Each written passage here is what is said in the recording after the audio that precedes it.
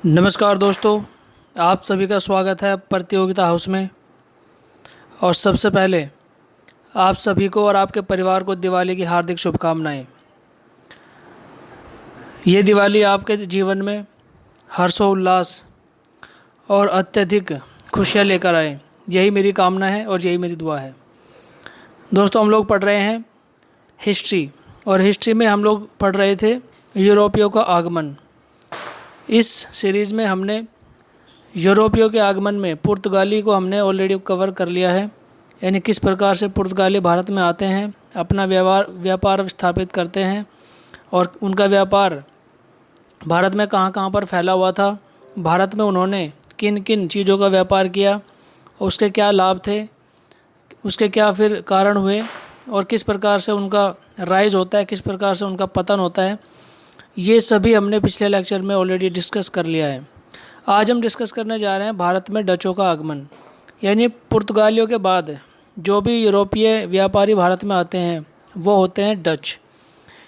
और डच, आपको पता है कि जो नीदरलैंड के निवासी थे, यानी नीदरलैंड के निवासी या हॉलैंड अगर आप कहें तो, इनके जो रहने वाले लोग थे निवासी, उन्हीं को डच कहते थे। इनका प्रथम अभियान, इनका एक व्यक्ति था गवर्नर, जिसको कहते थे कॉर्नेलियस हाउटमैन। कॉर्नेलियस हाउटमैन के नेतृत्व में प्रथम अभियान 1595 से 1596 के बीच में, ठीक है, पूर्वी देश पहुंचा था। भारत में नहीं, पूर्वी देशों में पहुंचा था व्यापार करने के लिए। और प्रथम स्थान कहाँ था? सुमात्रा, इंडोनेशिया का एक आइलैंड है, ठीक है। तो पूर्वी देशों में व्यापार करने के लिए इनका प्रथम अभियान पहुंचा 1596 से 1996 के बीच में। देखिए, नीदरलैंड के जो व्यापारी थे उन्होंने कंपनी को स्थापित किया था। जिस प्रकार से अंग्रेज़ों ने ईस्ट इंडिया कंपनी को स्थापित किया था, उसी प्रकार से नीदरलैंड के जो व्यापारी थे उन्होंने यूनाइटेड ईस्ट इंडिया कंपनी को स्थापित किया था, ठीक है। इसको VOC भी बोलते थे। इसमें 17 व्यापारी थे और 21 वर्षों तक इनको व्यापार करने की छूट दी गई थी, ठीक है। 1602 ईस्वी में इस कंपनी को स्थापित किया गया था। डचों की जीत कहाँ कहाँ पर हुई? जब डच व्यापार करने के लिए पूर्वी दिशा में आते हैं और पूर्वी देशों, जैसे उन्होंने इंडोनेशिया जकार्ता में आकर अपना डेरा सबसे पहले डाला था, तो फिर उन्होंने किस किस देशों में जीत हासिल की और कहाँ कहाँ पर उन्होंने जीत हासिल की, जिससे पूर्वी देशों के व्यापार उनका आधिपत्य स्थापित हुआ। देखिए, सबसे पहले उन्होंने 1605 ईस्वी में अम्बायना को कब्जा लिया। अम्बायना पर उनका अधिकार हो गया। और फिर जकार्ता, ठीक है, इंडोनेशिया का भाग है जकार्ता, 1619 ईस्वी में। तो ये दोनों जगह पर उनका अधिकार हो गया और यहाँ पर उन्होंने अपना व्यापार करना शुरू किया। धीरे धीरे उनकी जो रुचि है वो भारत की तरफ भी बढ़ने लगी, क्योंकि भारत में भी उस समय बहुत ज़्यादा व्यापार होता था यूरोप के साथ में। तो डच भी उससे छूते नहीं रहे और उन्होंने भी भारत की तरफ अपना रुख किया व्यापार करने के लिए। तो इसी क्रम में सबसे पहले देखिए वादेर हेग इनका एक गवर्नर था। इसने डचों ने, यानी वादेर हेग ने 1605 ईस्वी में मसूलीपट्टनम में अपनी सब पहली फैक्ट्री लगाई। देखिए, जो हम बार बार पहली फैक्ट्री, पहली कोठी, ठीक है, इनका जब हम जिक्र करते हैं तो इसका मतलब ये होता है कि उस जगह पर इन्होंने अपना डेरा जमाया, अपना एक स्थान सुरक्षित कर लिया कि हाँ, यहाँ से अब हम भारत के बाकी जगहों के लिए भी व्यापार करेंगे, ठीक है। वो एक तरह से इनका हेडक्वार्टर हुआ करता था उस रीजन में या उस एरिया में व्यापार करने के लिए।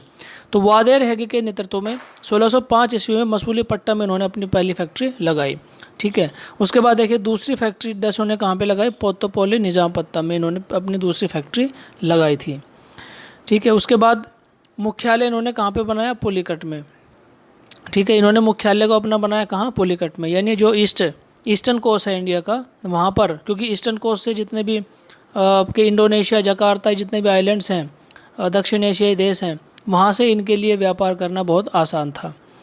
उसके बाद देखिए 1653 ईस्वी में हुगली एंड चिंसुरा में कोठी स्थापित की।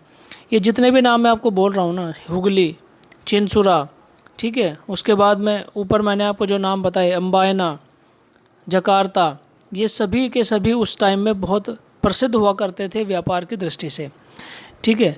तो इसलिए देखिए चिंसुरा के डच किले को, यानी चिंसुरा में जो डचों ने अपना किला बनाया था उसको गुस्तावुस फोर्ट के नाम से जाना जाता था। ठीक है, ये बा नहीं है, वाह है, वुस्तावुस फोर्ट। तो चिंसोरा में जो डचों ने किला बनाया उसको वुस्तावुस फोर्ट के नाम से जाना जाता था, और वहाँ से ये अपना व्यापार अन्य जगहों के लिए भी किया करते थे। उसके बाद देखिए इन्होंने अपनी अन्य जो फैक्ट्रियाँ हैं वो कहाँ कहाँ पर स्थापित की, क्योंकि कोई भी अगर व्यापार करने आता है, जैसे पुर्तगीज भी अगर यहाँ पर व्यापार करने आए तो उन्होंने भी अपनी फैक्ट्री अलग अलग जगहों पर स्थापित की, ताकि उनका जो व्यापार है वो पूरी तरह से फैल सके। तो इन्होंने डचों ने अपनी फैक्ट्री कहाँ कहाँ स्थापित की, देखिए कासिम बाज़ार, बालासोर, पटना, नागपट्टनम। ठीक है, तो कासिम बाज़ार में इन्होंने कपड़े की फैक्ट्री लगाई थी। और अगर हम बात करें तो कपड़े के व्यापार का, यानी भारत में जो कपड़े का व्यापार होता था उसको एक्सपोर्ट करने का जो श्रेय है, यानी दूसरे देशों में भारत के कपड़े को भेजने का श्रेय या उसको एक्सपोर्ट करने का श्रेय जो जाता है वो किन को जाता है, डचों को जाता है। उसके बाद में देखिए आगे, औरंगजेब ने उस टाइम पे जो मुग़ल सम्राट थे वो कौन थे, औरंगजेब ने, ठीक है, 31.5 यानी 31.5% वार्षिक चुंगी यानी टैक्स लेकर, 31.5% टैक्स लेकर डचों को बंगाल, बिहार और उड़ीसा में व्यापार करने की अनुमति प्रदान कर दी थी। ठीक है, ये देखिए यही वो डिसीजंस हैं, ठीक है, यही वो डिसीजंस हैं जिनके आधार पर पहले पुर्तगालियों ने, फिर डचों ने, और फिर उसके बाद अंग्रेज़ों ने तो पूरी तरह से ही भारत के ऊपर कब्जा कर लिया था।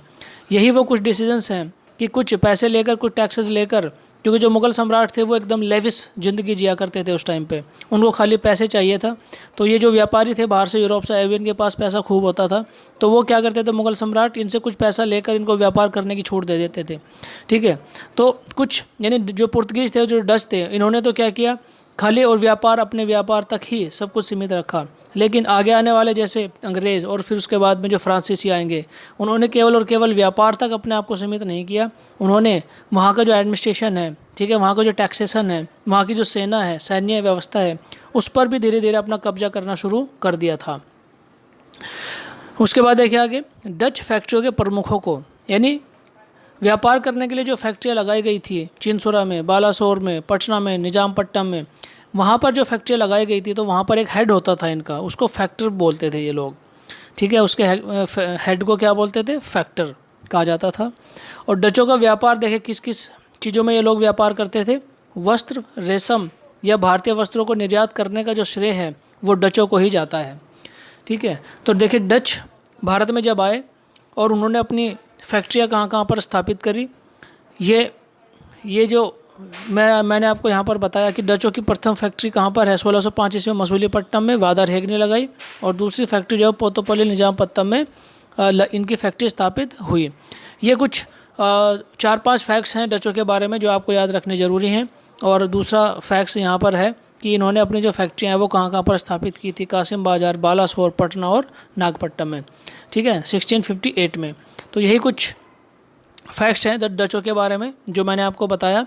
ठीक है, तो डचों के लिए फ़िलहाल इतना ही है, और उसके बाद में कल हम जब शुरू करेंगे अंग्रेज़, ठीक है, कि किस प्रकार से अंग्रेज़ भारत में आते हैं, कब भारत में आते हैं, कहाँ पर अपनी फैक्ट्री स्थापित करते हैं, शुरू में उनका जो उद्देश्य था वो क्या था, उसके बाद में धीरे धीरे उन्होंने किस प्रकार से अपने व्यापार का विस्तार करना शुरू किया, ईस्ट इंडिया कंपनी की स्थापना कैसे हुई, उसका संचालन कैसे होता था, उसका एडमिनिस्ट्रेशन इंडिया के अंदर कैसे किया जाता था, ये सभी चीज़ें हम अंग्रेज़ों के बारे में अगले लेक्चर में डिस्कस करेंगे।